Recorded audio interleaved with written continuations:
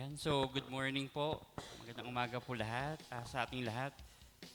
Kahit po hindi po tayo ganun kadami, start na po tayo, no? Pwede po ba na batiin po natin? Yung lagi po natin ginagawa, batiin po natin mga kapatiran natin. Good morning po. Magandang umaga po sa ating lahat. Napakabilis po talaga ng araw, no? Parang recently lang sinalubong natin yung January. February po, nasa third week na po tayo. So, third Sunday. Last Sunday na definitely. Next Sunday. So, sobrang bilis. Pero yung pagpapala naman ni God, kahit naman napakabilis ng araw, ng panahon, is everyday, binibigay niya talaga. So, celebrate natin yung pag-ibig natin, Panginoon Diyos. Hindi lang po tuwing Sunday, araw-araw po, habang tayo po ay buhay. At nakasama po natin yung mga family members natin. Kahit hindi po natin kasama, as long as they are healthy po, nasa mabuti po silang kalagayan, pasalamatan po natin yung ating Panginoon Diyos. Tayo po yung mag-umpisa na. Good morning po ulit. So kung may mga Bible po kayo, samahan niyo po akong basahin sa Psalms chapter 33 verses 12 to 22. Sa Tagalog pa rin po. Yan, babasahin ko po sa Tagalog. Sabi dito, mapalad ang bansang si Yahweh ang Diyos. Mapalad ang bayang kanyang ibinukod. Magmula sa langit, kanyang minamasdan ang lahat ng tao na kanyang nilalang. Nagmamasid siya at namamahala sa lahat ng tao sa balat ng lupa. Ang isip nila'y sa kanya nagmula, walang nalilingid sa kanyang gawa. Di dahil sa hukbo, hari nagtagumpay, ni dahil sa lakas, nagwagi ang kawal. Kabayong pandigmay, di na kailangan upang sa digma ay kamtin ng tagumpay. Di makapagligtas ang lakas nilang taglay. Ang nagmamahal kay Yahweh at nagtitiwala sa kanyang pag-ibig ay kinakalinga. Hindi hahayaang sila ay mamatay, kahit magtagutom sila ay binubuhay. Tanging si Yahweh lang ang ating pag-asa, tulong na malaki at sanggalang siya. Dahil nga sa kanya, kami natutuwa. Sa kanyang pangalan ay nagtitiwala. Ipagkaloob mo na aming makamit, O Yahweh, ang iyong wagas na pag-ibig. Yamang ang pag-asay sa iyo na sasalig. Tayo po ay manalangin, Panginoong Diyos, maraming salamat. Napakabuti niyo po, Ama, sa aming mga buhay. Hindi lang po dahil kami po binigyan mo ng buhay. Hindi lang po dahil kami po ay masagana. Hindi lang po dahil kami po ay masaya o healthy, Panginoon. Sapagkat iniligtas niyo rin po kami, Panginoon, sa kasalanan. Marami pong salamat sa pag-ibig mo, sa inyo pong paggabay sa amin sa araw-araw. Salamat po sa pagtuturo niya sa amin kung paano umibig, Panginoon, kung paano magpatawad, kung paano ngumiti sa gitna ng dalamhati, Panginoon. Thank you. Thank you, Jesus. Tinataas ka namin, Panginoon Diyos, sa araw na ito. At nawa, bigyan niyo po kami ng pusong nagmamahal. Pag-iisip, Panginoon, at talagang pangunawa sa inyo pong salita sa araw na ito. Muli po, dinadambana ka namin sa aming mga buhay sa araw na ito. Ito aming dalangin sa pangalan ni Jesus. Amen. Sa mga kapatid, tayo po tayong lahat. Ngayon naman po, awitan naman po natin yung ating Panginoon.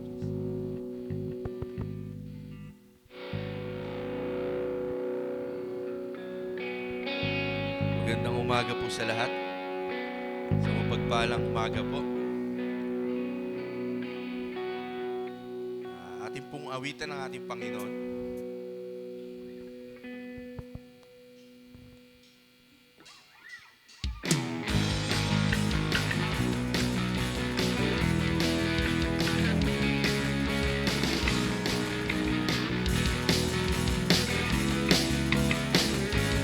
Lift my voice, I lift my praise to you. I lift my hands, I lift my worship to you. I love you more than I can say. Oh, I love you more than I can say. Ever I would sing, only you will will I adore, glorify my Lord. Only you will I serve, for the world will fade away. Still my soul to you remains. Only you will I adore.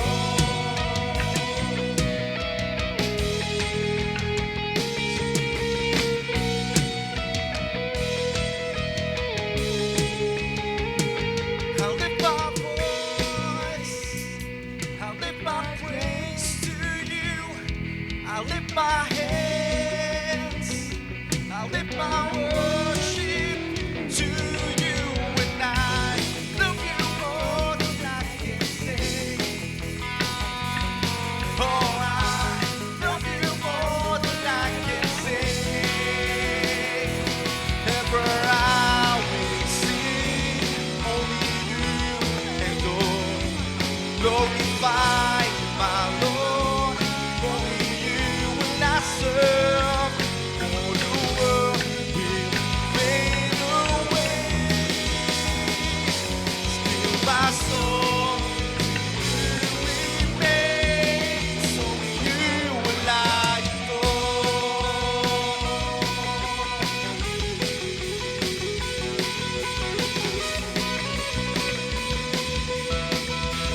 Say, I love you, Lord. Oh, I love you always. Say, oh, I love you always. Oh, I love you always. Oh, I love you always.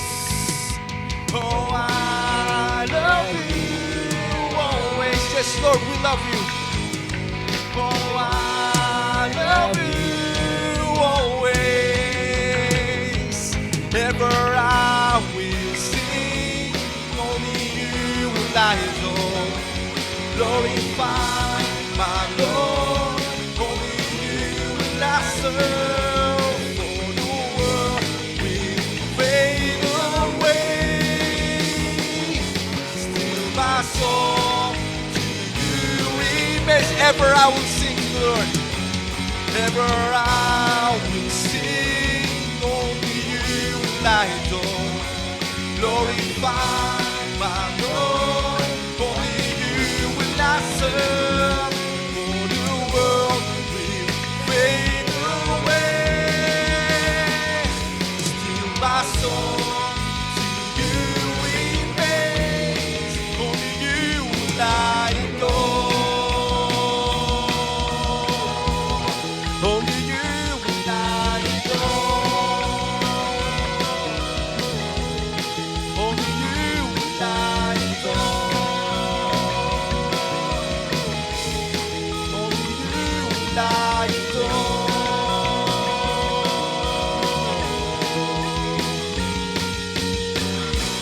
Palakpakan po natin ang Panginoon. Let's focus on God. All about the Lord God this morning.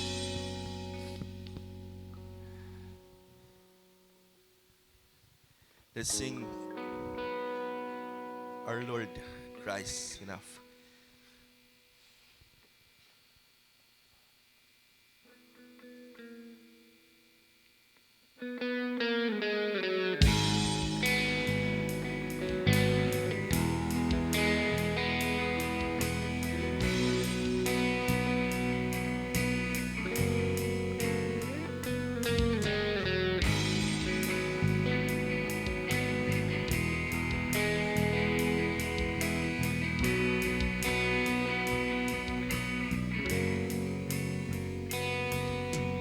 Christ is my reward, joy my devotion.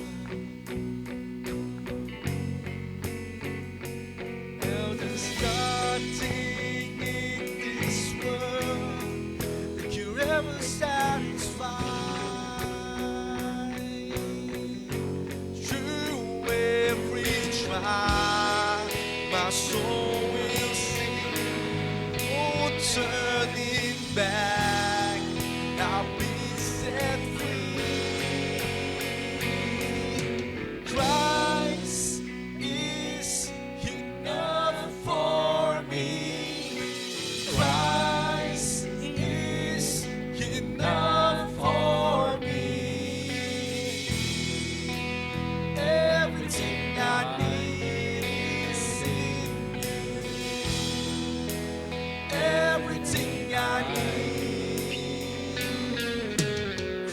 Christ my only Lord, joy of my salvation, and this hope will never, and this hope will never fails. Heaven is our home through every storm, through every storm. My soul will sing, Jesus is here. To God be the glory. Christ is enough for me. Christ is enough for me. Everything I need is in you. Everything I need.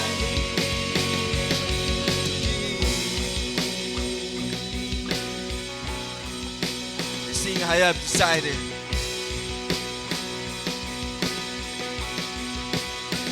I have decided to follow Jesus. No turning back. No turning back. I have decided to follow Jesus. No turning back. No turning back. The cross before me, the world behind me. No turning back. No turning back. The cross before me, the world behind me. No turning back. No turning back. Christ.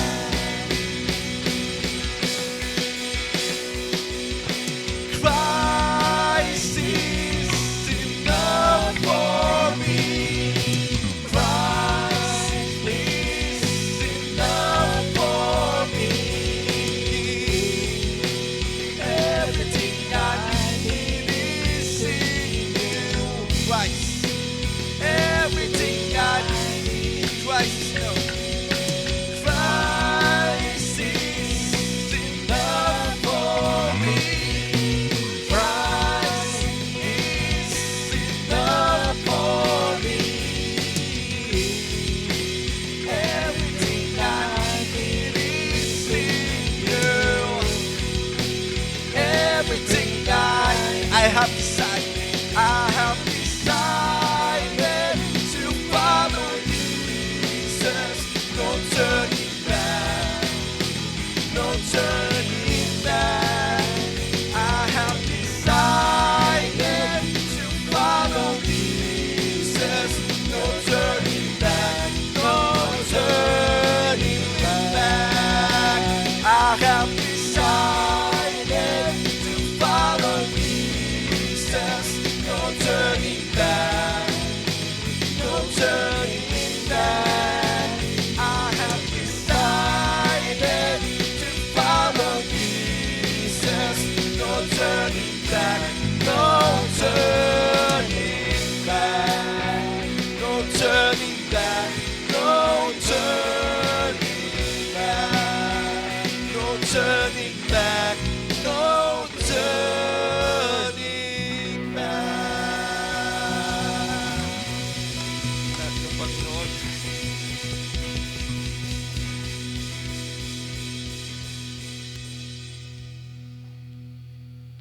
Patuloy po tayong puri sa Panginoon. Patuloy po nating purihan ang lahat, kabanalan ng Diyos. Mula noon hanggang sa ngayon. Holy is our God.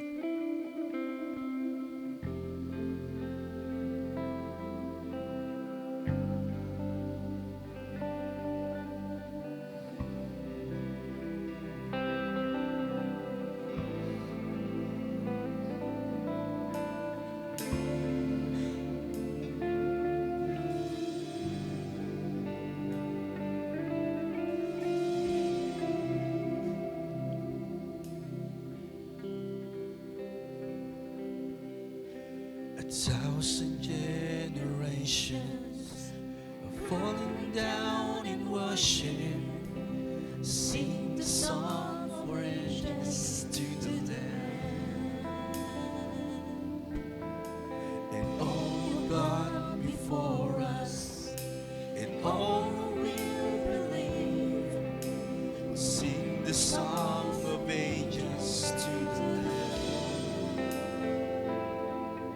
Your name is the highest, your name is the greatest, your name stands above them all thrones and dominions, all powers and positions, your name stands above them all, and the angels cry, holy, all creations cries, holy, you were lifted high, holy, holy forever.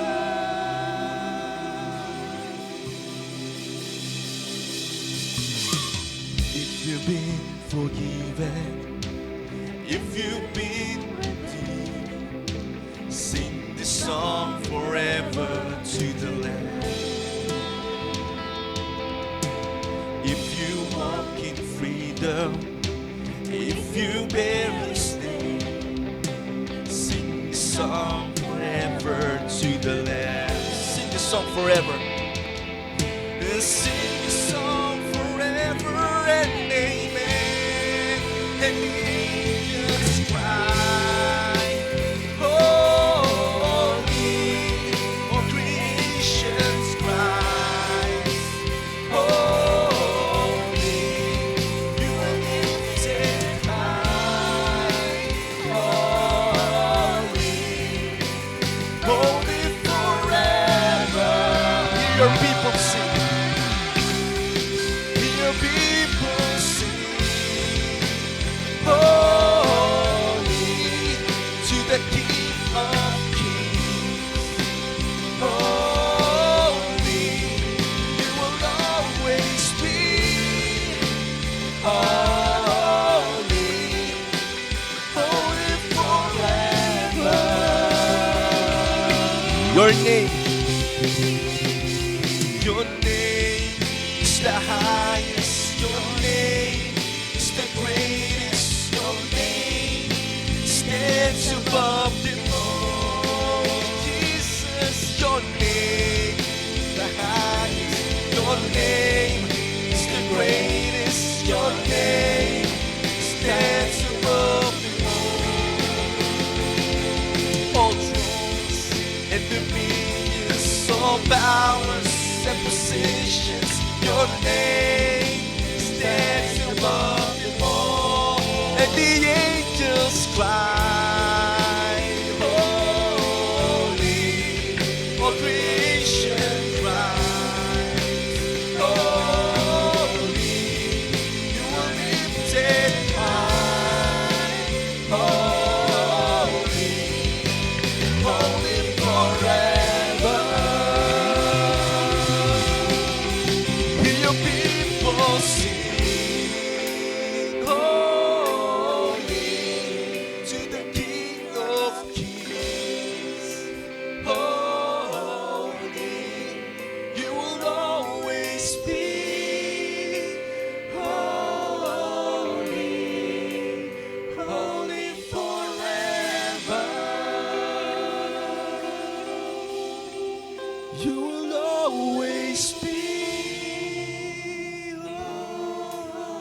Holy, holy forever. Paan po natin ang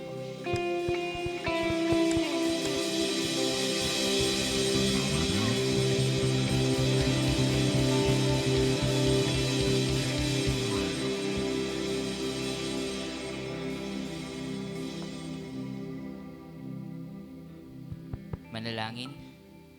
O Diyos, kayo nga po ay banal, banal magpakailanman.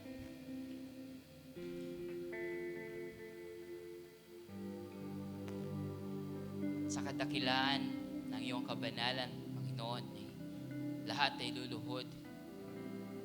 Lahat ng kadiliman ay maglalaho. Lahat ng kasalanan magagapi.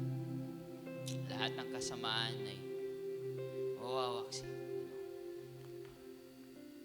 Ngunit sa kadakilaan din ng iyong kabanalan ay inyong piniling ibigin kami. Piniling mahalin. Tawagin papunta sa inyong kaharian, sa inyong piling.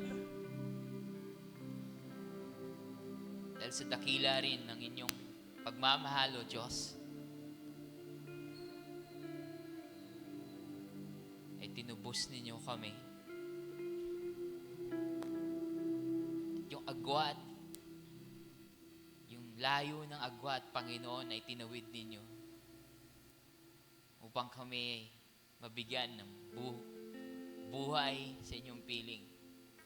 Mabigyan ng pag-asa na kahit anuman ang mangyari, O Diyos, kami ay inyong hawak. At ikaw, Panginoon, ang tanging magiging panggagalingan ng aming katuwiran, ng aming kabanalan,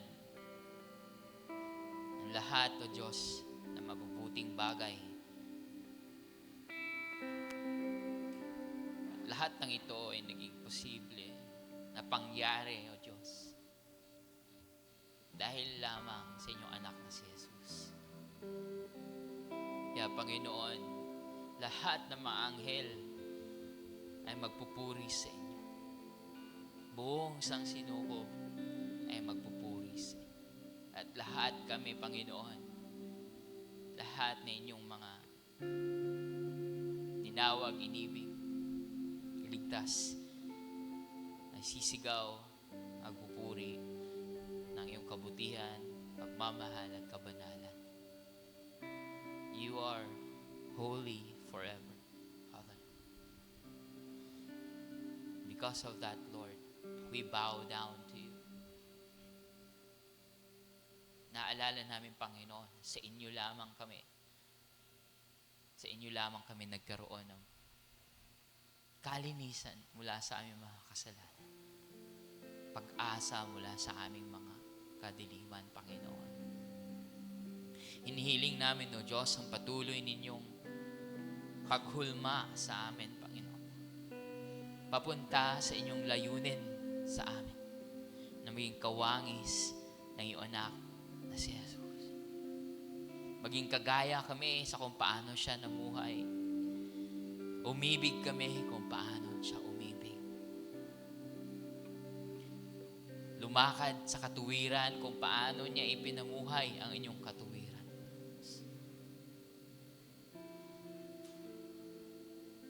At itinuro sa maraming tao ang tungkol sa inyong dakilang pagmamahal, pagliligtas, ang inyong paghahari na nagdadala ng pag-asa, ng hustisya, katotohanan, habag, kabanalan na babalot sa buong mundo. Panginoon, patuloy niyo po kaming turuan, palakasin, bigyan ng inyong biyaya upang kami lumakad. Lumakad nga ayon sa ehemplong ibinigay ni Jesus. Kaya, Panginoon, kami sama-samang dumudulog sa inyo, mihiling ng mga biyayang ito upang kami patuloy ninyong baguhin, turuan. Gamitin ang ano pa mang mga tagumpay o mga pagsubok man upang lalo kami, Panginoon, matuto mula sa inyo. Makinig at buksan ang aming puso sa inyong pagkilos. Ang banal na Espiritu na siyang patuloy nagpapalakas sa amin, humahawak sa aming landas, gagabay sa katotohanan at sa katarungan. O Diyos, inilalapit din po namin ang aming kanya-kanyang mga pamilya, Panginoon. Tinataas po namin ang aming prayer focus nitong nakaraang linggo, ang Balagot family. Salamat po, Panginoon, sa patuloy niyo pong paghawak sa kanilang pamilya, na sa kanilang pananampalataya, O Diyos, ay lalo din po nila kayong kinikilala. Patuloy na nabubuhay ayon sa inyong mga katuruan. Inihiling po namin, O Diyos, ang patuloy niyong probisyon sa pamilyang ito. Patuloy na paggabay. Mabigyan sila, Panginoon, ng kalusugan, kaiwas sa mga sakit, lalo na sa banta ng mga sakit. At maging yung panalangin, Kuya Boying, sa mga project sa kanyang trabaho, Panginoon, na mabigyan siya ng wisdom at kalakasan sa lahat, Panginoon, ng kanilang ginagampanan.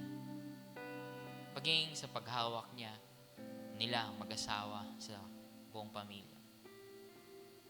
Sa paggabay sa kanilang mga anak, patuloy na pagtuturo ng mabubuting asal mula sa inyong katuruan.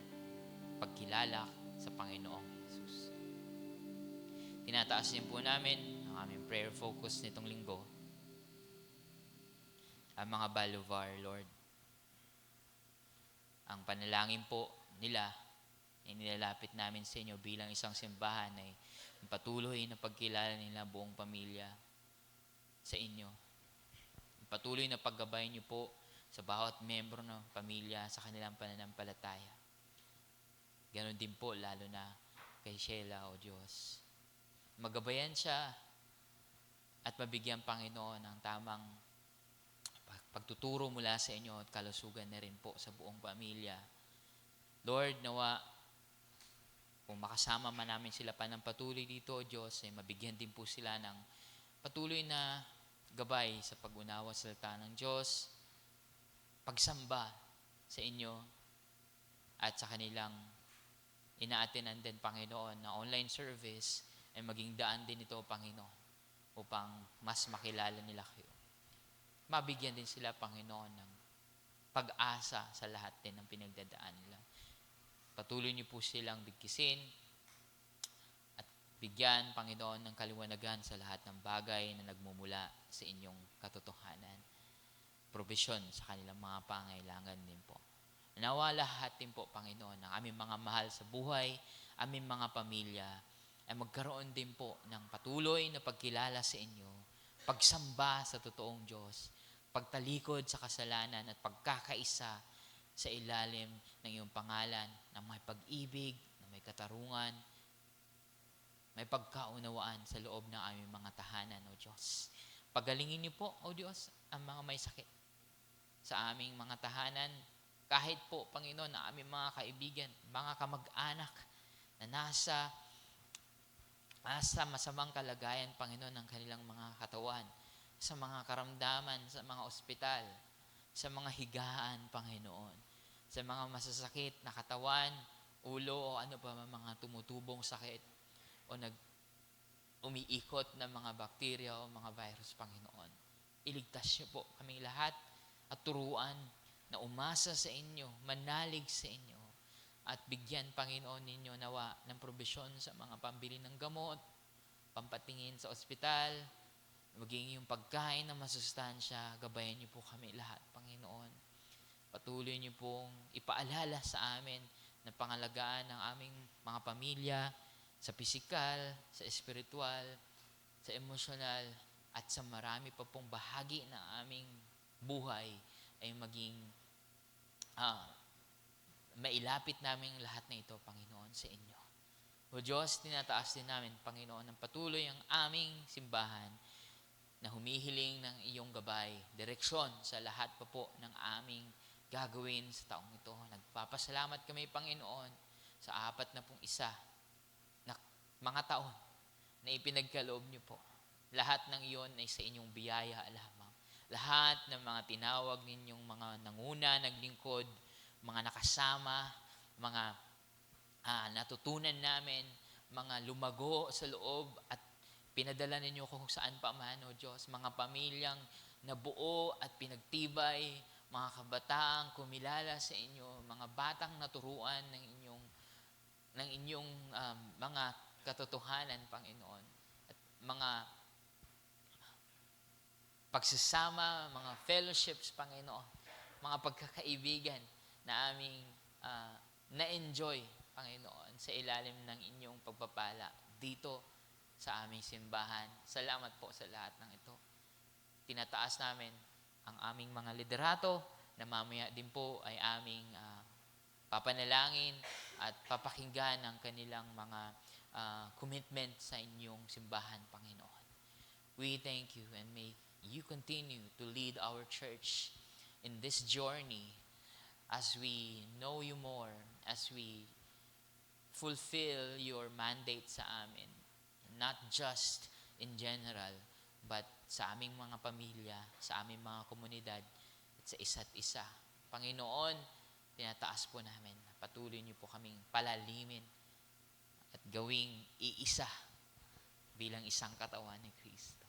O Diyos, salamat din po dahil patuloy niyo pong pinapadala ang mga tao, Panginoon, na maglilingkod, maging yung mga nagbibigay ng suporta nila sa panalangin at sa pinansyal, Panginoon, na rin po kayo at isukli rin po sa kanila ang kanilang kabaitan at kabutihan at patuloy na ibuhos din ang inyong pagpapala sa bawat mga pusong nagbubukas sa paglilingkod, sa pagbibigay, sa pananalangin, sa simbahang ito. Para po, Panginoon, sa ikakalaganap ng iyong mabuting balita, ang pag-ibig ninyo at ang inyong pagkilos sa buhay ng mga tao. O Diyos, tinataas din po namin ang aming bayan na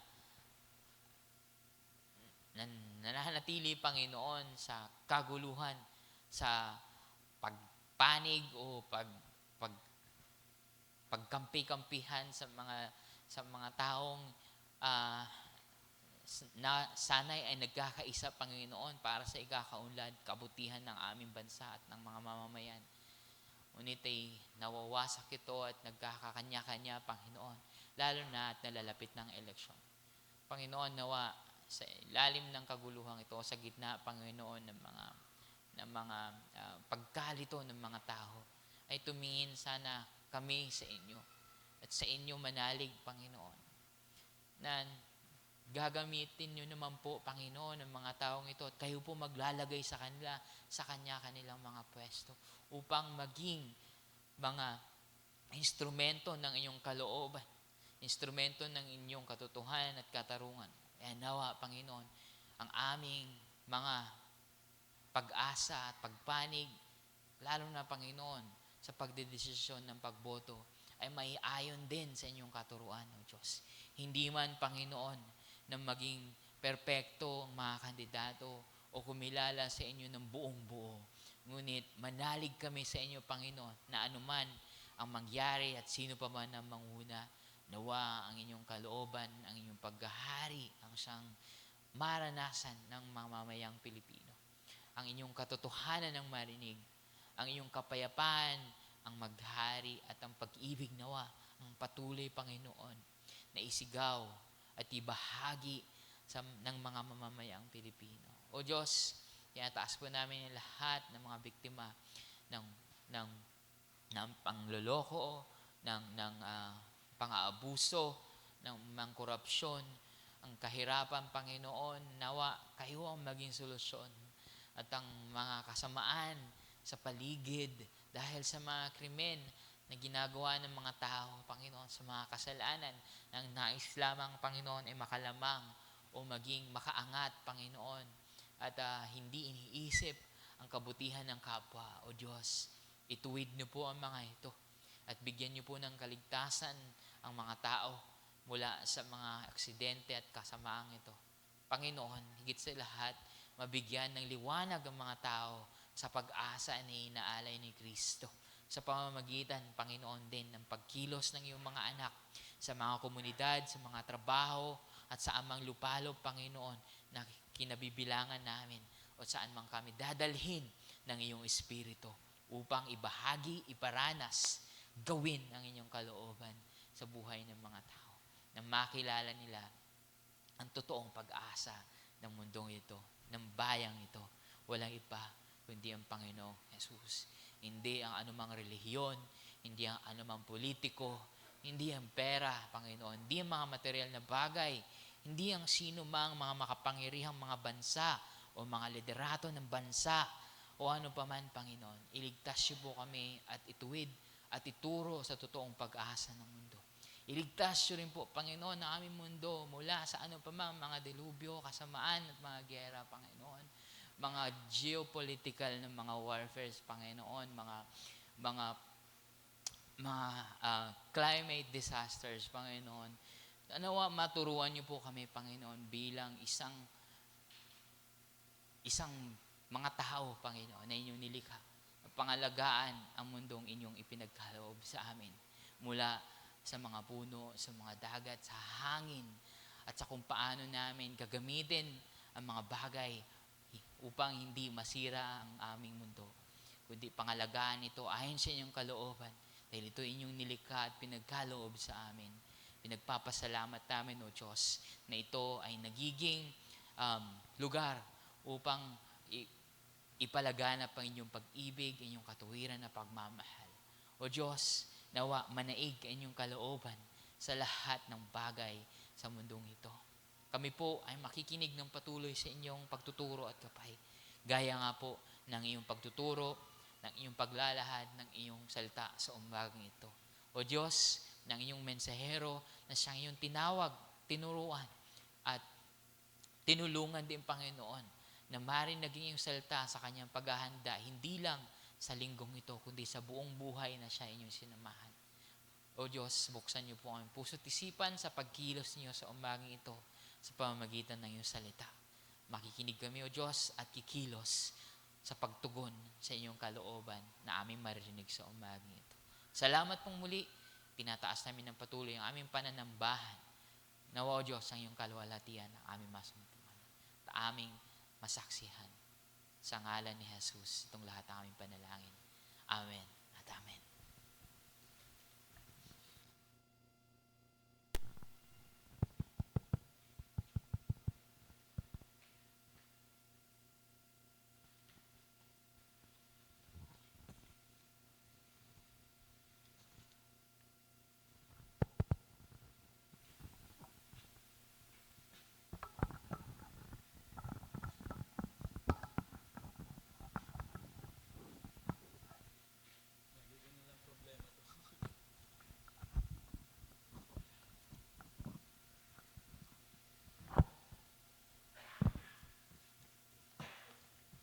Salamat, Kai. Ay, praise the Lord.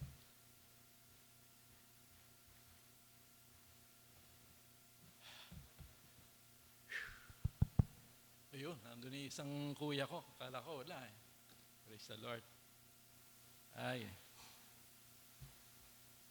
Maraming salamat po sa ating Panginoon na minsan pa ay makakapanambahan tayo.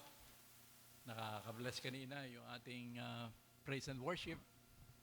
Nakakabata eh dahil palaging hymnals ang pinaglilingkod ko sa inyo na praise and worship. Pero dito, natututo kami. Ano ba yung mga awiting pagsamba ngayon? No? So, maganda po at nakaka-bless din naman.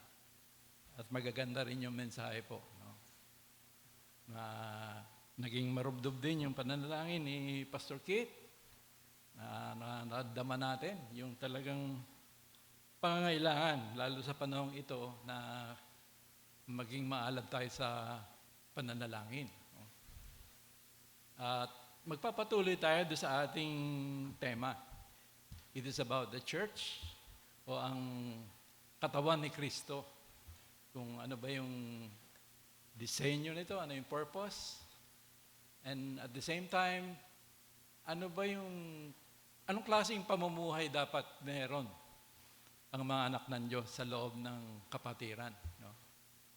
Dahil siguro kung titingnan natin, isang bagay lang ito eh. Parang pinipicture dito yung kaharian ng Diyos. Parang si Kristo yung pinakapinuno natin. At kung paano niya tayo ginagabayan, lalong-lalo na sa ating relasyon ng pag-ibig, patungo sa ating paglago. No, habang lumalago at na-equip naman tayo, pinapahayo naman niya tayo sa komunidad.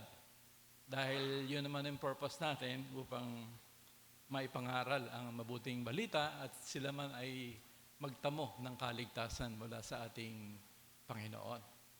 So yun po yung ating objective siguro ngayon na sa pag-aaral natin tungkol sa kapatiran sa katawan ni Kristo, ay matutunan natin ano yung talagang malalalim na katuruan, ano yung kalooban ng Diyos. Sa gayon ay totoong mararanasan natin yung sabi niya na I have come to give you life, life in its fullness. Masaganang buhay sa ilalim ng paghahari ni Kristo bilang Panginoon at bilang tagapagligtas. Si Apostol Pablo ay nagkaroon siya ng propesiya o yung paglalahad kung ano ba yung ano talaga yung kaganapan, lalong-lalo na sa huling mga araw na naniniwala tayo pag sinabing huling mga araw, nagsimula ito nung dumating ang Panginoong Hesus. At ang hangganan nito ay hanggang sa muling pagbabalik niya. So whether we like it or not, we are in the last days. At doon niya, sa kanyang pagpapahayag, una sa 2 Timothy, ay ipinakita niya ron na yung godliness, yung paglala ng mundo, kumbaga naando doon yung materialismo, yung pagiging self-centered ng tao, yung pagiging religyoso, pero wala yung katotohanan ng pananampalataya. Powerless, kumbaga, may relihiyon, but denying the power thereof. So increasing evil and godlessness in the last days. Self-centeredness, materialism, worldliness, carnal living, false teachings, and false teachers. Ito po yung panahon natin ngayon. Kaya ang tanong ano yung nagiging response natin? No? Ano yung nagiging response natin? Sabi nga ni Paul sa Ephesians 5:15, see then that you walk circumspectly, not as fools, but as wise, redeeming the time, because the days are evil. And then sa 2 Timothy 3, sabi niya, but evil men and impostors will grow worse and worse, deceiving and being deceived. So chapter 4, verse 3 and 4, for the time will come when they will not endure sound doctrine, but according to their own desires, because they have itching ears, they will heap up for themselves teachers, and they will turn their ears away from the truth and be turned aside to fables. Ito po yung henerasyon, last days, na kinapapalooban natin ngayon, mga kapatid. So ang tanong, what is our response? Sa prayer, na kita po natin yung malaking challenge na kinakaharap ng church sa panahon natin ngayon, na talagang laganap ang kasamaan, korupsyon, at yung mga tao ay talagang materialismo ang kanilang puso. Pagsamba sa Diyos-Diyosan na material na Diyos. Kumbaga, ito yung buhay natin ngayon. At makikita natin ito sa lahat ng larangan ng ating lipunan. lahat ay makikita po natin itong kasamaan na ito na lumalaganap. So ano yung response natin ngayon bilang isa kang Kristiyano at lalong-lalo na bilang isang iglesia? What is our response in these last days? And how do we live in the midst of the wicked and evil generation? Our response is to live authentically as the true Church of Christ. So ito po yung magiging topic natin. Papamagatan natin the authentic Christian church. The authentic Christian church. Ano ba yung totoong simbahan, na dapat na nagiging asin at ilaw ng mundong ito. Sa gayon ay ito yung panagupa natin sa pagdecay ng lipunan. Ito po yung Kristiyano, ito yung simbahan ng Diyos, nagiging ilaw dahil madilim na yung kanyang kapaligiran. So dapat ang church talaga ay nagliliwanag at nagbibigay panlasa. Nagkakaroon ng impact, nagkakaroon ng impluensya sa mga tao, lalong-lalo na yung mga naliligaw, nawawala ng pag-asa. Mabigat po yung hamon natin ngayon at ang response is to be authentic, maging tunay na iglesia ayon dun sa disenyo, ayon sa purpose ng ating Panginoon. Who is the true Church of Christ and what characterizes its authenticity? Yun po yung titignan natin ngayon. Sino ba yung tunay, yung authentic na simbahan? At ano yung mga katangian na makikita natin? Yan po yung titignan natin ngayon sa una Thessalonica, chapter 1, 1 to 10. At kayo po inaanyayahan ko na tumayo. Babasahin ko po ang Biblia dahil na gaya ako kay Ronald, Tagalog. Ang sarap pong damahin pag sariling wika natin. So, una Thessalonica, kabanata 1 hanggang 10, hanggang 10. Ang Biblia. Basahin ko po. Si Pablo at sina Silvano at Timoteo sa iglesia ng mga taga-Thessalonica na sa Diyos Ama at sa Panginoong Jesucristo. Sumainyo nawa ang biyaya at kapayapaan. Nagpapasalamat kaming lagi sa Diyos dahil sa inyong lahat na tuwin ay binabanggit namin kayo sa aming mga pananalangin. Aming inaalala sa harapan ng ating Diyos at Ama ang inyong gawang mula sa pananampalataya, pagpapagal sa pag-ibig at katatagan ng pag-asa sa ating Panginoong Jesucristo. Yamang aming nalalaman, mga kapatid na minamahal ng Diyos, ang pagkahirang sa inyo. Sapagkat ang aming ebanghelyo ay hindi dumating sa inyo sa salita lamang, kundi sa kapangyarihan din at sa Espiritu Santo at sa lubos na pagtitiwala kung paanong nalalaman ninyo kung anong pagkatao ang aming pinatunayan sa inyo alang-alang sa inyo. At kayo'y naging taga-tulad sa amin at sa Panginoon na inyong tinanggap ang salita sa matinding kapighatian na may kagalakan ng Espiritu Santo. Ano pat kayo'y naging halimbawa sa lahat ng mga mananampalatayang nasa Macedonia at nasa Akaya, sapagkat mula sa inyo'y umalingaw-ngaw ang salita ng Panginoon. Hindi lamang sa Macedonia at Akaya, kundi sa lahat ng dako ay napabalita ang inyong pananampalataya sa Diyos.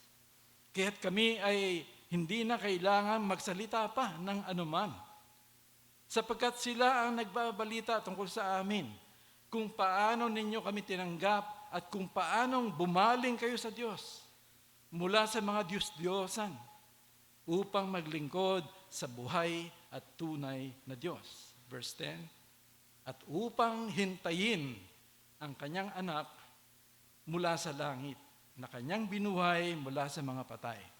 Si Jesus na nagliligtas sa atin mula sa puot na darating.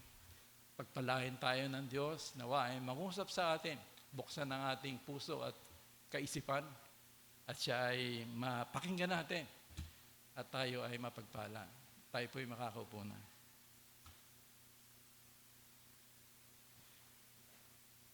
Dito sa ating teksto ay makakakita tayo ng 5 katangian, 5 qualities ng isang authentic church. 5 characteristics of the authentic church. Unang-una, sa verse 3, sabi rito, ang pagpapasalamat ni Pablo sa Diyos para sa mga taga-Tesalonica, pag-alala nila sa kanila sa panalangin. Ano ba yung pinagpapasalamat ni Pablo?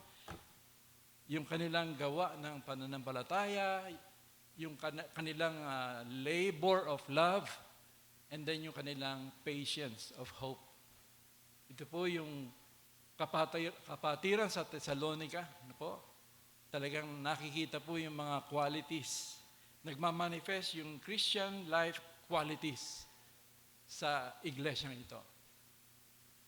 Meron silang pagkilos dahil nananampalataya sila, merong bunga eh.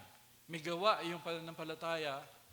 Ikalawa, dahil nandun yung pag-ibig ni Kristo sa kanila, nandun yung kanilang labor, o yung talagang pagpapagal, dahil sa udyok ng pag-ibig ni Kristo. At ikatlo, dumadaan man sa maraming pagsubok, maraming kapighatian, yung Thessalonica, pero nandun yung kanilang katatagan. Bakit? Dahil nandun yung kanilang hope sa pagdarating, pagbabalik ng ating Panginoon.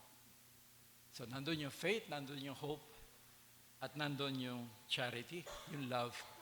Kung mapapansin natin, mga ito ay bunga ng Espiritu. Bunga ng Espiritu. So that true faith in God produces the fruit of the Spirit. Ang tunay na pananampalataya ay magbubunga ng mga bunga ng Espiritu. Makikita natin, malinaw sa John 15, sabi niya, ni Kristo, I am the true vine, and you are the branches.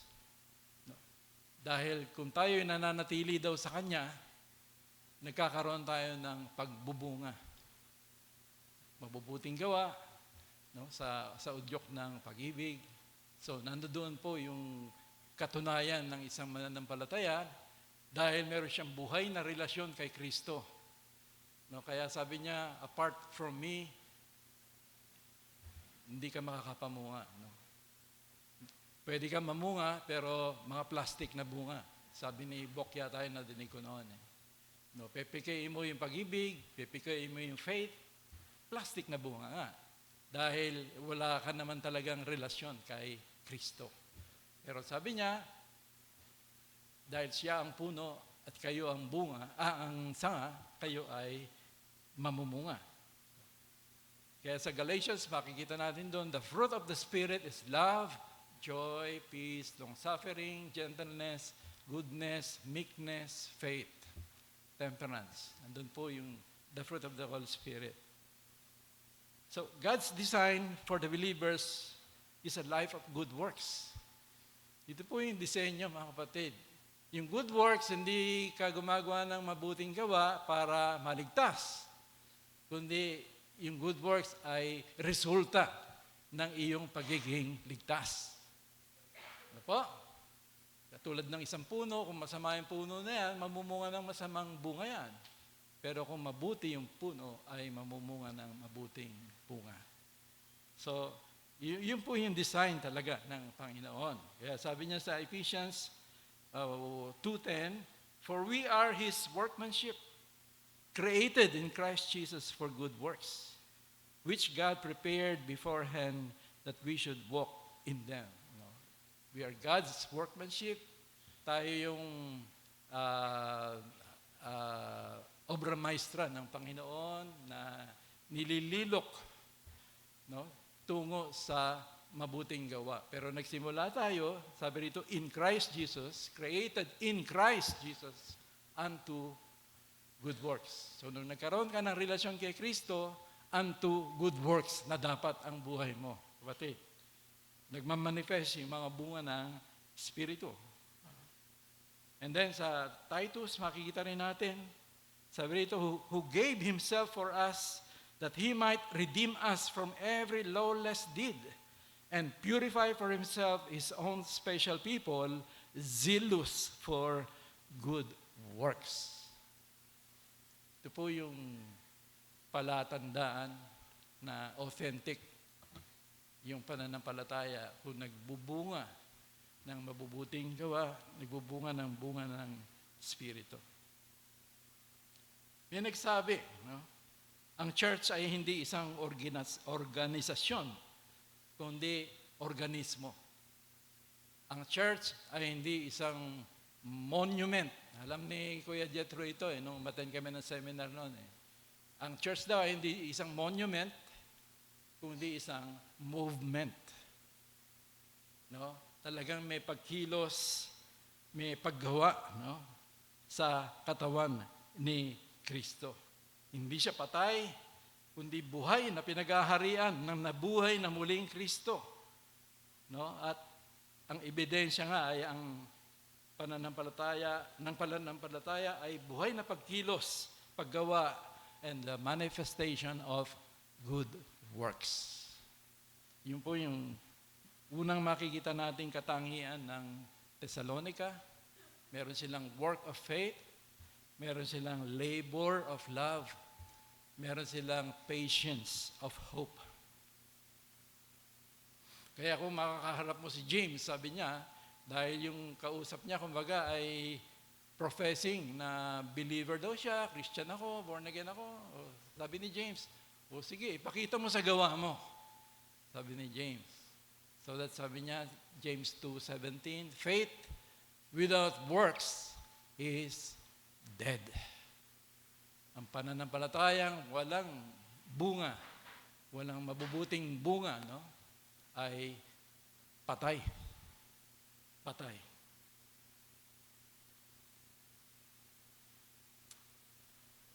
Nakikita ba natin ito sa buhay natin, kapatid? Nakikita ba natin ito sa ating kapatiran? Meron bang mga paglilingkuran dahil tayo ay nananampalataya kay Jesus? Meron ba tayong talagang pagpapagal, labor, dahil nandun yung pag-ibig ni Kristo na umaabot sa kapatiran na nangangailangan, nagigipit, nangangailangan ng gabay? Nandun ba yung labor of love natin?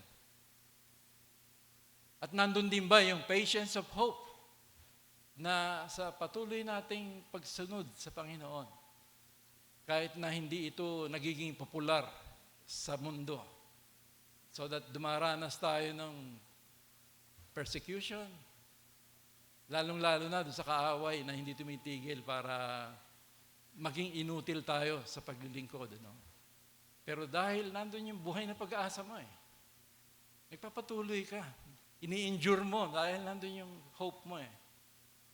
Meron darating Darating ang Panginoon. No? Darating ang Panginoon. So do we see this quality sa ating church? Nakikita ba natin ito sa ating mga leaders? Sa mga lingkod ng Panginoon?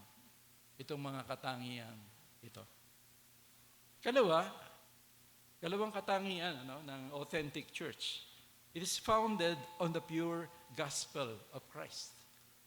Nakasalig ito sa talagang totoong ebanghelyo ni Kristo. Sabi rito, sapagkat ang aming ebanghelyo ay hindi dumating sa inyo sa salita lamang, kung hindi sa kapangyarihan din at sa Espiritu Santo at sa lubos na pagtitiwala. Sa pangangaral ni Pablo sa Thessalonica, sa sinagoga ng mga Hudyo, ay merong tumugon, merong mga naniwala at talagang tumanggap ng ebanghelyo, ilan mga Griego, ilan mga Hudyo, at ilan yung mga asawa ng mga prominenteng Greeks doon sa lugar na yon. So ito yung bumubuo ngayon ng iglesia sa Thessalonians. So, panahon natin ngayon, mga kapatid, naglipa na yung nasa panalangin ba kanina yun, yung mga fake news. Yung mga nabibictimize ito, mga fake news. Laganap ito, social media, sa internet. Pero hindi lang yung fake news eh. Laganap din po yung fake good news. Fake good news. At ito ay talagang makikita natin sa mga ibang grupo, mga kulto, mga sekta. No? At makikita mo, namamayagpag pa sila eh, parang lumalago. Pero ito yung realidad eh. Lumalaga na po yung fake good news. Paano natin makikilala kung totoo yung kapatiran? Unang-una, ano ba yung pundasyon? Ano yung pinakapundasyon ng kanilang buhay Kristiyano? At yun nga yung Ebanghelyo. Ito yung pinakapundasyon, ito yung pinakaugat eh. Kaya ka naman mamumunga kung tama yung pundasyon mo eh. Ito yung pinakaugat mo eh. No, magbubunga ito ng talagang buhay na naaayon sa Panginoon. So, si Kristo ang pundasyon ng Ebanghelyo. Kung sino siya, kung ano siya, ano yung ginawa niya.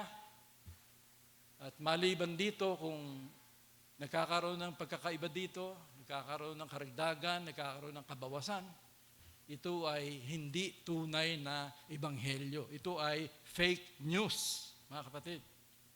Kaya maganda po maging aware tayo. No? Maging discerning tayo. Hindi ko marami sila, no? Mayaman o parang buhay. Pero kung hindi po tama yung pundasyon, fake gospel po ito. Very emphatic si Pablo doon sa mga nag-preach ng ibang gospel, yung mga fake na gospel. Very emphatic siya, makikita natin sa Galatians. 2 beses po niya, no? Condemningly sinabi niya na ang sino man na mangaral ng ibang ebanghelyo, let him be accursed. Inulit niya po yun. Let him be accursed. Masumpa. No? Sabi niya, ang sino mang nangangaral ng ibang ebanghelyo. 1 Corinthians 3:11, for no other foundation can anyone lay than that which is laid, which is Jesus Christ. Siya po yung pinaka-pundasyon, mga kapatid, ang ating Panginoon, Jesus. At malinaw sa 1 Corinthians 15:1-4, ano ba yung mensahe ng Ebanghelyo? Sabi rito, moreover, brethren, I declare to you the gospel which I preached to you, which also you received, and in which you stand, by which also you are saved, if you hold fast that word which I preached to you, unless you believe in vain. Ano po yung gospel niya? Sabi niya, for I delivered to you first of all that which I also received, that Christ died for our sins, according to the Scriptures, and that He was buried, and that He rose again the third day, according to the Scriptures. So makita po natin, ang gospel, it is all about Christ. Hindi po tayo. Ito'y tungkol kay Kristo, sino siya, ano yung ginawa niya, para tayo maligtas. Maganda po maging malinaw ito dahil kung ikukumpara natin yung iba, no? Iba yung gospel na tinanggap eh. Para ba si Kristo ay, pag tinanggap pa raw si Kristo, wala na yung mga paghihirap, wala na yung karamdaman dahil kay Satanas yan. May mga ganun po eh. Samantalang si Pablo, 3 beses na nalangin, Lord, alisin mo po itong thorn in the flesh. Pero hindi, inalis ng Panginoon eh. No, makikita po natin yung suffering is part of our Christian life dahil ang Panginoon mismo nag-suffer. We are not greater than our Lord. At sabi niya, in this world, you will have tribulation. Pero ang kagalakan po natin, sabi niya, but be of good cheer. I've overcome the world. So in the midst of suffering, pwede tayong maging magalak. Katulad ng karanasan ng Thessalonica. At maganda makita rin po natin ito, no, mga kapatid, na yung ebanghelyong tinanggap nila, na kanilang ikinaligtas, ay hindi dahil magaling na mangaral. Itong sila Pablo, si Silas, Timothy. Hindi doon sa husay ng tao eh. Yung kagalingan nila, mangumbinse, no? Minsan kasi, ahanga ka eh, gagaling eh. Kaya tuloy, hindi talaga si Kristo yung tinanggap natin eh. Kumbaga, nakumbisi lang tayo dahil ang husay, ang galing eh. Kaya dito nililinaw ni Pablo na sabi niya, for our gospel did not come to you in word only, but also in power and in the Holy Spirit and in much assurance. So hindi sa husay, galing ng tao, kundi sa pamamagitan ng kapangyarihan ng banal na Espiritu. Ano po, yung conviction ng banal na Espiritu na kumikilos sa puso ng tao na napapahayagan ng Ebanghelyo, kumikilos eh. Para makita niya, una, yung kanyang pagkamakasalanan. So that nagkakaroon ng genuine repentance before God. At nakikita niya na walang ibang tanging paraan para maligtas kundi sa pamamagitan ni Kristo na namatay sa cross. It is through the power, supernatural power of the Holy Spirit, kaya tayo ay naliligtas, mga kapatid. Tandaan po natin yan. Ano? Kaya minsan, siguro, nangyayari po ito eh. Dahil sa kagustuhan nating maligtas yung sinashare natin, gagalingan natin. Ano? Talagang ikukondisyon pa natin yung utak minsan ng tao. Pero malinaw dito, sabi ni Pablo, hindi dahil sa amin eh. It is through the power, the conviction of the Holy Spirit with much assurance. Talagang nandun yung nabubuksan yung ating puso, kaisipan, nagkakaroon ng illumination of the Word na nangungusap sa atin ang Diyos. It is through the power of the Holy Spirit. Kaya sabi niya, for I am not ashamed of the gospel of Christ, for it is the power of God to salvation, for everyone who believes, for the Jew first and also for the Greek. It is the power of God, yung gospel. Mga kapatid, sa pagsapi natin sa isang iglesia, no, pinakamahalagang alamin muna natin. Ano ba yung pinakapundasyon nila? Doon sa statement of faith, doctrinal statement, yun sana yung uunahin natin. Ano ba yung kaparaanan ng kanilang kaligtasan? Maganda po, maging mapanuri tayo, mga kapatid. Ang buhay Kristiyano mo ba ngayon ay nakasalig sa tamang pundasyon? Siguro maganda, nagkakaroon tayo ng pagsasaliksik. Yung membership po rito, baka tatalakayin yan ng pastor o kung sino man na nagkakaroon tayo ng assurance of our salvation. Tama yung gospel na tinanggap mo. And then, ano yung nagiging manifestation based sa life testimony mo. Yun po yung gusto nating matiyak because entering the church does not make you a Christian. It is only through encountering the Lord Jesus Christ sa biyaya niya po sa iyo. Ikatlo, ano yung katangian makikita natin sa mga taga-Thessalonica na nasabi natin, ito, tunay na iglesia ito. So, pangatlong karakteristik na makikita po natin, ito yung church shepherded by genuine servant leaders. Shepherded, led by genuine spiritual leaders. Hindi po isa lang, no? Hindi lang yung pastor, kundi yung elders po ang tinutukoy dito. Sabi ni Paul, kung paanong nalalaman ninyo kung anong pagkatao ang aming pinatunayan sa inyo alang-alang sa inyo. Ito po, si Pablo, sinutukoy niya si Pablo, si Silas, Timothy. Anong klase pagkatao namin bilang mga shepherds nyo?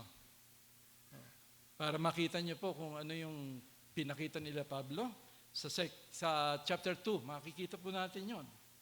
Basahin ko lang po, no? Sabi ni Pablo rito, "But we were gentle among you, just as a nursing mother cherishes her own children.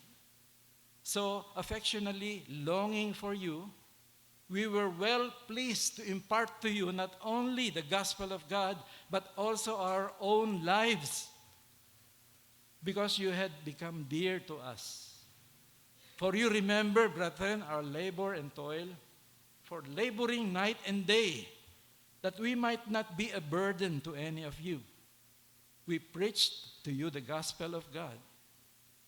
You are witnesses, and God also, how devoutly and justly and blamelessly we behaved ourselves among you who believe. As you know, how we exhorted and comforted and charged every one of you, as a father does his own children, that you would walk worthy of God who calls you into His own kingdom and glory." Ito po sila Pablo. No? Unang-una, yung kanilang gentleness. Gentleness. Kaya lagi po natin na-emphasize, servant leaders. Pag inalis mo yung servant, nagiging Lord eh. No, talagang nagmamando lang, nag-uutos lang, ikaw yung nasa itaas. Pero sabi ni Paul, we were gentle among you. And then nandun yung care of a nursing mother. Care of a nursing mother. Naalala ko tuloy yung pagkaka-hospital ko. No? Each time na mako-confine ako, nandun yung mga nurses eh. So, gentle yung mga pananalita nila. Kasi pasyente eh. Kaya pala patient, no? Dahil talagang magtitiis ka eh. Magkakaroon ka ng patience doon sa loob ng ospital. Pero nakaka-bless po yung mga yung mga nurses na ito na nagkikare para ikaw ay gumaling. And then, nandun yung selfless love nila Pablo. Selfless. Willing sila ibigay pati yung buhay nila, i-impart. Alang-alang sa iglesyang ito. And then, nandun yung just and loving shepherding of a father to his children. Napakabigat po ng role ng inyong mga elders. Mission impossible po ito, mga kapatid. Because number one, leadership involves your character. Leadership involves your character. Minsan nag-uusap kami ni Kit, nabanggit ko sa kanya, mahirap ang shepherding, sabi ko sa kanya. Kung hindi, sa biyaya ng Diyos, sabi ko sa kanya eh. Kasi hindi lang yung paggagabay, pagtuturo, patiently, no? At pagtatanggol sa tupan ng Diyos, kundi lalo ang pinakamahirap dito eh. Yung leading by example. Yun po yung pinakamabigat dito, and that involves your character. Sabi po ni Chuck Swindoll ng Insight for Living, there is no seminary for character. Wala daw seminaryo na magtuturo sa iyo ng character para matutunan mo ito. Dahil ito it is between you and the Lord eh. Yung character. How you respond to God. Ano yung nagiging attitude mo sa Kanya? Are you being teachable, humble? Na talaga nagpapasakop sa Kanya. Ito yung napakahirap matutunan dahil hindi lang yung Bible knowledge and theology ang kailangan sa pagpapastor, pagiging elder, kundi how the Word, how your theology shapes your character. madugo po ito, mga kapatid. Nararanasan ko ito hanggang ngayon. Kung paano hinuhulma ka, no, nung potter. God, our Father, is the potter, and we are the clay. Minsan, kailangan may alisin doon dahil sa gabal niyan eh. Sa paglilingkod mo eh. Sa gabal niyan eh. Para maging blessing ka lalo sa mga tupa eh. So that, nandun yung talagang umiiyak ka eh, sa harapan ng Diyos. Habang pinuprun ka niya, duguan. No? Pero nakikita mo eh, na tama ang Diyos eh. Kailangan mawala itong mga ito. Kailangan ma-mold ako bilang isang servant leader, leadership by example. Why do you need to lead by example? Upang magkaroon ka ng impact. Impact sa church. Ano yung naging impact sa Thessalonians? Sa mga Kristiyanong taga-Thessalonians? Dahil sa magandang example nila Paul, Silas, and Timothy, sabi po ni Paul, and you became followers of us and of the Lord.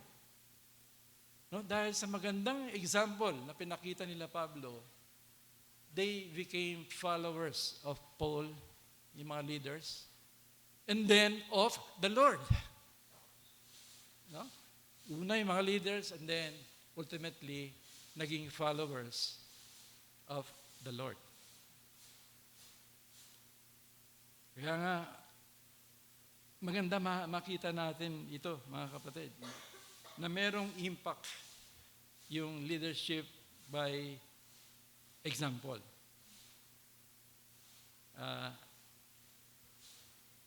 Yung buhay na consistent with the teachings of God's Word, walking your talk, will become evident to all. Nakikita ng lahat ito eh. Hindi ka lang magaling mangaral eh, kundi you're walking your talk by the grace of God. Your genuine leadership as true follower of Christ will convince and encourage the church to become true disciples of the Lord Jesus Christ. Nakikita nila sa iyo eh. Nagiging mabuting disipulo ka ni Kristo. Therefore, mas madali na silang magiging disipulo ni Kristo. Kaya nga, sabi niya sa 1 Timothy 4:12, let no one despise your youth, but be an example to the believers in word, in conduct, in love, in spirit, in faith, in purity. Tapos dinagdagan niya pa, meditate on these things, give yourself entirely to them, that your progress may be evident to all. No? Your progress may be evident. Mahayag po yung pag-unlad mo, yung paglago mo, yung sanctification mo, yung character mo na pinupurify ng Diyos. Makikita ito eh. Sabi nga, actions speak louder than words. So, dinugtungan pa niya, take heed to yourself and to the doctrine. Continue in them, for in doing this, you will save both yourself and those who hear you. Yun po yung nagiging impact. You will save yourself, meaning makikita yung progress mo, yung paglago mo, mula doon sa dating buhay na binabago ng Diyos. You will save yourself. And then, sila po ay ganun din ang mararanasan. Sanctification, transformation. May nagsabi po, no? I think it was John Maxwell. Sabi ni John Maxwell, kung ano yung leaders, yun ang church. I think it was John Maxwell. Tama ba yung Bok? John Maxwell, no? Kung ano yung leaders, ito yung congregation. I think may katotohanan po yun. Kasi ikaw yung susundan eh. Yung magandang halimbawa mo. Bakit kailangan ng seryoso at makatotohanang pagpapastol sa iglesia? Bakit kailangan po? Makikita po natin yung galit ng Diyos sa Ezekiel chapter 34 na inutusan niya si Ezekiel para mag-prophesy against the irresponsible shepherds of Israel. Nakikita po natin na they are neglecting their role to shepherd the people of God. Nineglect po nila ito, yung paggagabay, pagtuturo, pagpapakain, pagpoprotekta sa tupa ng Diyos. Kaya nandun yung galit po ng Panginoon na inutusan si Ezekiel to prophesy against these irresponsible shepherds na haharap sa paghuhukom ng Panginoon.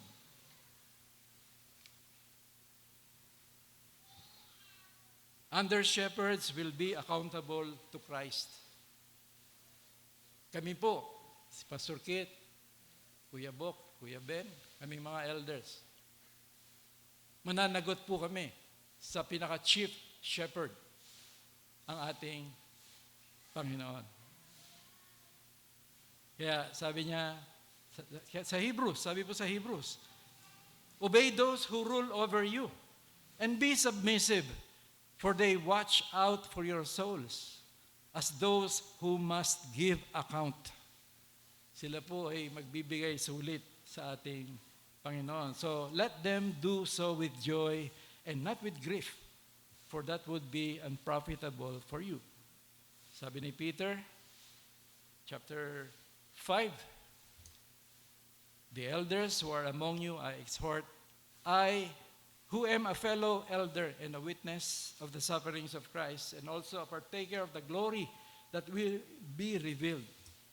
Shepherd the flock of God which is among you, serving as overseers, not by compulsion, but willingly, not for dishonest gain, but eagerly, not as being lords over those entrusted to you, but being examples to the flock. And when the chief shepherd appears, you will receive the crown of glory that does not fade away. Totoo po ito kay Peter. Nung sa huling kabanata ng John, talagang 3 times tinanong ng Lord si Peter, Simon, do you love me?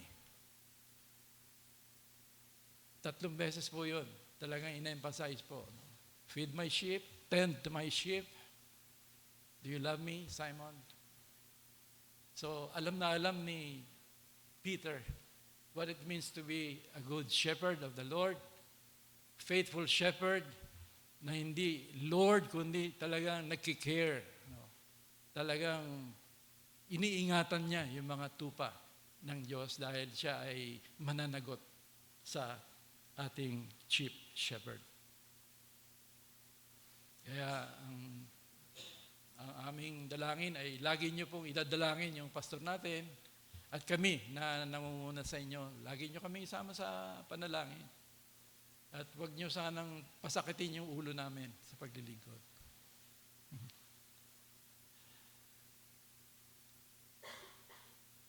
Ika-4 po, katangian.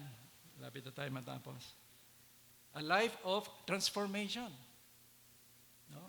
A life of transformation. Merong pagbabagong nangyayari sa buhay ng kapatiran. May transformation po. At dito ay makikita natin yung transformation ng Thessalonians. Sabi rito, at kayo'y naging tagatulad sa amin at sa Panginoon.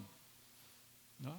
Na inyong tinanggap ang salita sa matinding kapighatian na may kagalakan ng Espiritu. Ang dapat kayo'y naging halimbawa sa lahat ng mananampalataya na sa Macedonia at nasa Akaya.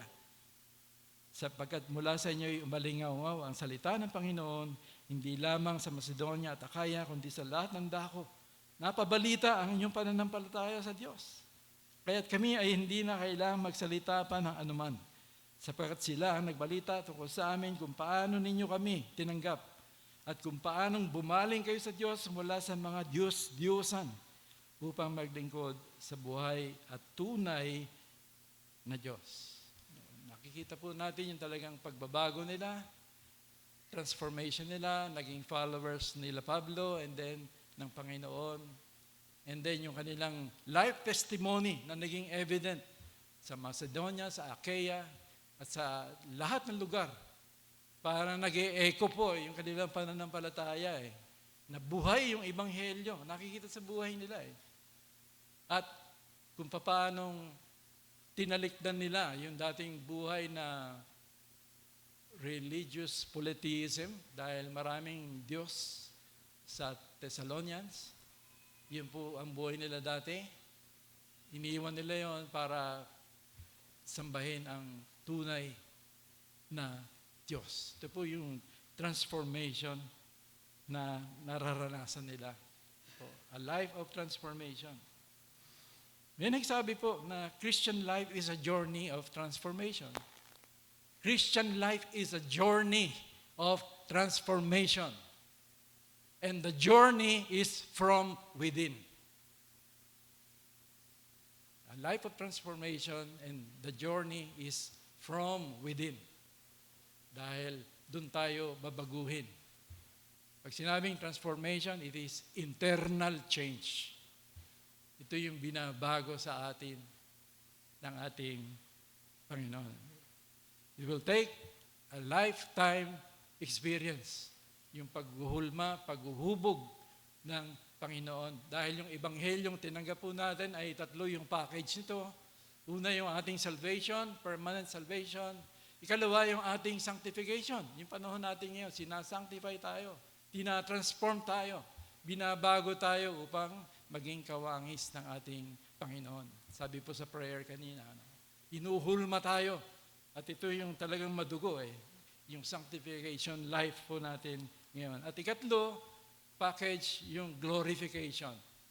Yung pagbabalik ng Panginoon na lahat ay magiging perfect. Kaya ngayon pa lang, tinitrain na tayo kung paano maging banal, kung paano magmahal. Dahil pagdating ng panahon na yon ay a life of perfection na. Talagang babaguhin ka na completely, we will be like the Lord Jesus Christ. Praise the Lord. So, ito ba ay nakikita natin sa buhay natin? Totoo lang. Honestly. Nung simula nung tinanggap mo ang Panginoon, nagkaroon ba ng transformation sa'yo? Ano ka noon 5 years ago, 10 years ago? Ano ka ngayon? Nagkakaroon ka ba talaga ng searching sa heart mo, nakikita mo before the Lord? Tulad ng prayer ni David, sabi niya, search me, O God, and know my heart. Before the Lord, nagkakaroon ka ba ng gano'n na ini-evaluate mo? So that, ito kasi yung standard nagkakaroon dapat ng transformation. Kung hindi tayo nagkakaroon ng transformation, malaking problema po yon. Malaking problema po. Dahil ito yung tinatrabaho sa atin ng Panginoon ngayon. Hence, dumadaan tayo sa marami, katakot-takot na pagsubok. At nakikita natin yung pinaka-objective, yung purpose. Sabi po, all things work together for the good for those who love God. To them who are the called according to His purpose. For whom He did called, He predestined to be conformed to the image of His Son. Ang goal po ng transformation is to be conformed to the image of Christ. Di po ba? Nagiging prayer po ba natin ito? Lord, gusto kong maging katulad mo. Sabi ni Paul, imitate me as I imitate Christ. Ito po ba yung longing mo na to be like Jesus? Kahit dun sa trials na matitindi, na hindi mo maintindihan, alam mo, binabago ka ng Diyos Totoo po sa akin yan. Dumadaan ako sa mga pagsubok, pero tinuturuan ka na maging Christ-like. Na susunod ka, hindi dahil maganda yung circumstance mo. Susunod ka, maglilingkod ka, dahil yun ang nararapat Dahil naniniwala ka sa Diyos mo So, ganun po, maraming babaguhin. Kailangan iwanan ito dahil nagiging sagabal ito. Kaya so that when I was a child, I talked and acted like a child, sabi po ni Paul. Pero nung nag-mature na siya, iniwan na niya yung mga childish ways and things.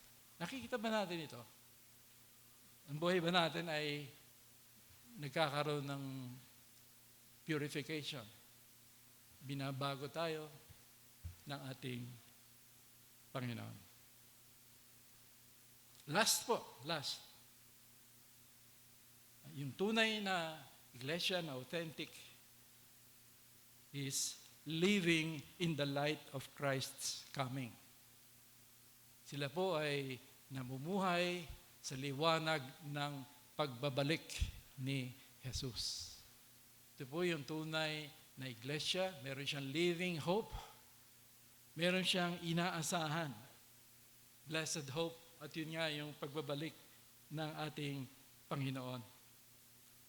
Sabi rito, at upang hintayin ang kanyang anak mula sa langit, na kanyang binuhay mula sa mga patay, si Jesus na nagligtas sa atin mula sa puot na darating. So ang buhay po ng Thessalonian Church ay talagang nakasentro kay Jesus.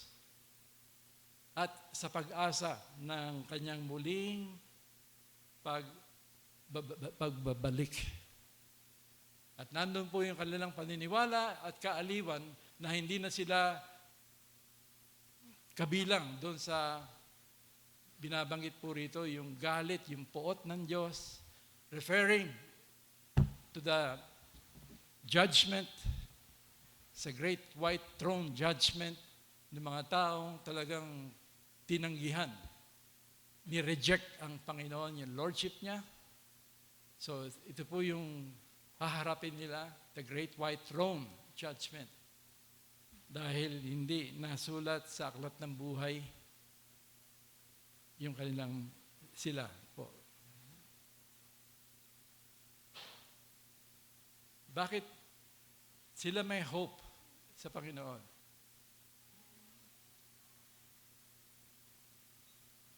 Bakit sila may hope?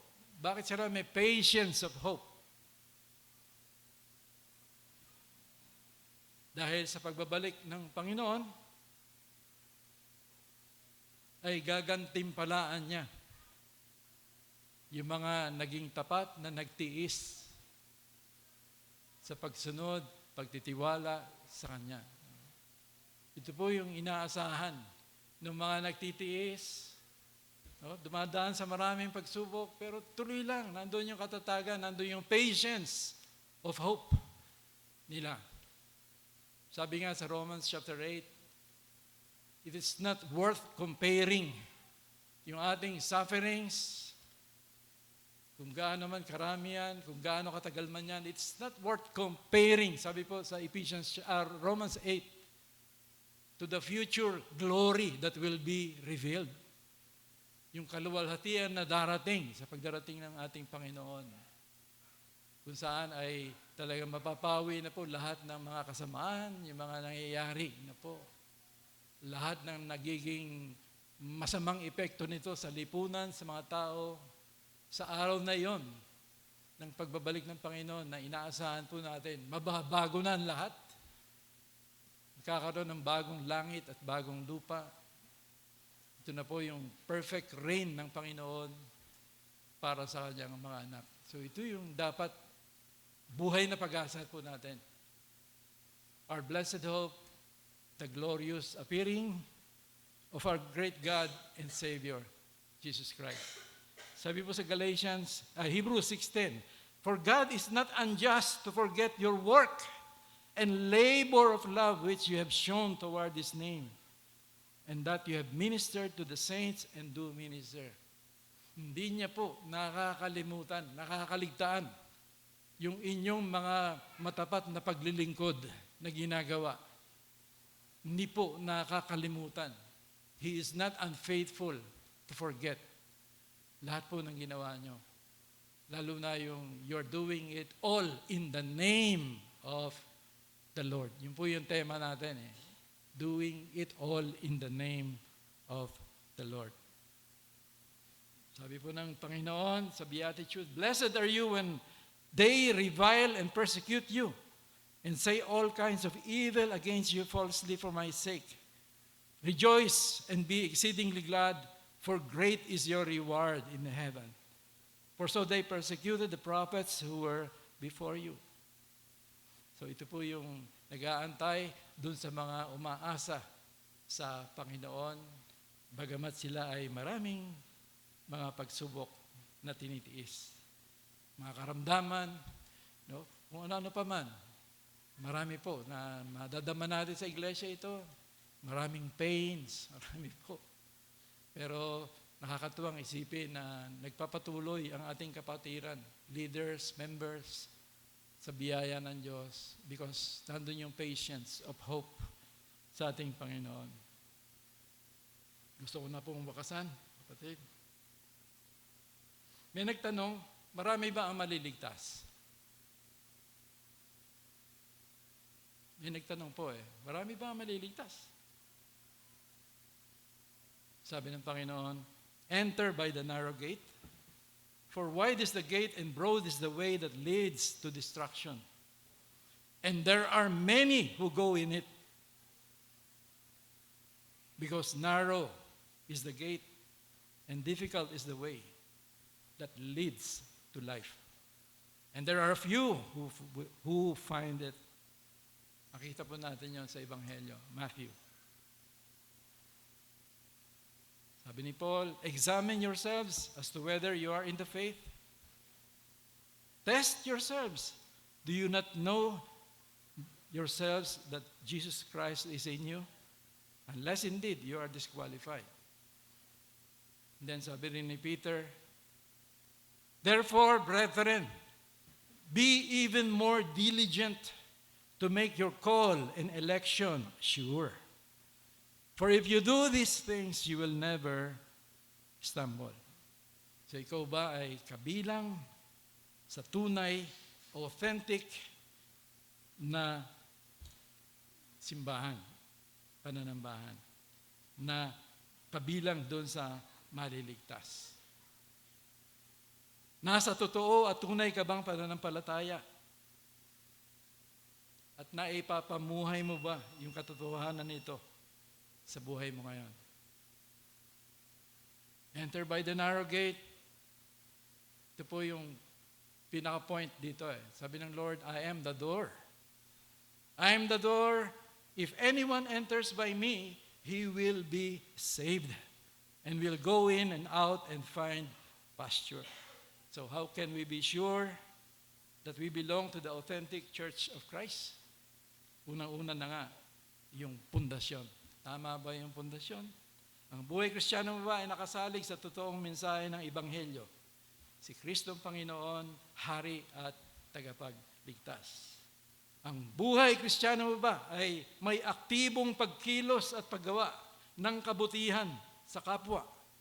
Work of faith, labor of love, patience of hope. Ito ba yung buhay mo ngayon, kapatid? Nakikita ba ito? Iyo bang nakikita at nararanasan sa buhay mo ngayon ang gradual na pagbabago mula sa dating pagkatao tungo sa pagiging kawangis ni Jesus?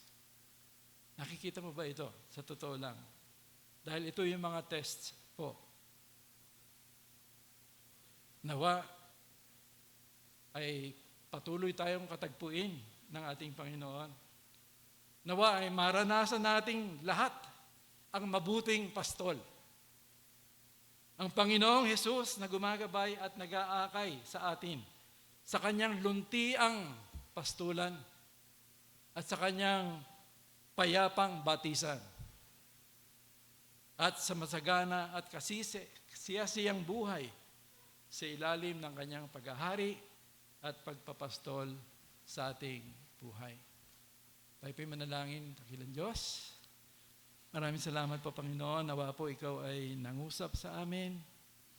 O Diyos, nawa po ay ma-examine talaga namin ang aming buhay ang aming pananampalataya, kung ito ba ay wagas, ito ba ay totoo, at kami ba ay nagpapakatotoo, Panginoon, dahil kami ay mga anak mo. Maraming salamat po sa pangalan ni Jesus. Amen.